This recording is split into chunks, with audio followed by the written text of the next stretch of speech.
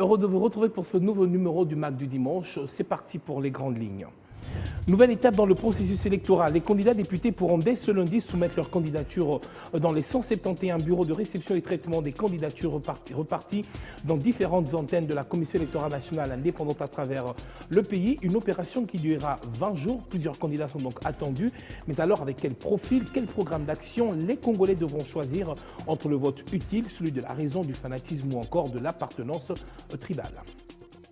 Nouvelle hausse de change en devise américaine. 2000 francs congolais s'échangent actuellement contre $1, mais le taux de change est passé à plus de 2320 francs congolais pour $1 américain.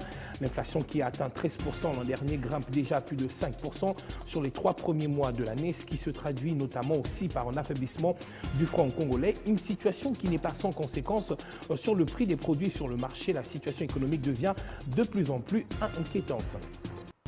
On compte 5,8 millions de personnes déplacées dans les provinces d'Ituri, du Nord Kivu, du Sud Kivu et du Tanganyika. La grande raison est donc la recrudescence alarmante des violences causées par des groupes armés. Le risque de déplacement supplémentaire reste élevé, il faudrait le dire, puisque les conflits affectent de nombreuses zones. Entre-temps, le HCR n'a reçu que 67% des 156 millions de dollars américains nécessaires pour fournir une assurance et une protection vitale aux réfugiés déplacés internes. Et pour en parler, ici avec moi sur ce plateau, Christian Emango, analyste politique. Bienvenue et merci d'avoir répondu à notre invitation. Merci beaucoup, cher Steve Mbouy. C'est parti pour le premier dossier de ce magazine.